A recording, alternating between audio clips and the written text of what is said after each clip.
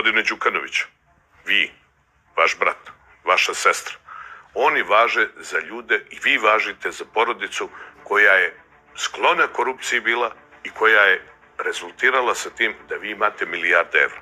Zašto se Crna Gora ovako zarazila organizovanim kriminalom i korupcijom? Stotine ljudi je poginulo. Ljudi iz moje porodice su uzorni ljudi, samostalne ličnosti koje rade, grade svoje karijere nezavisno od mene kao i ja, nezavisno od njih i tu staje moje objašnjenje na tu temu.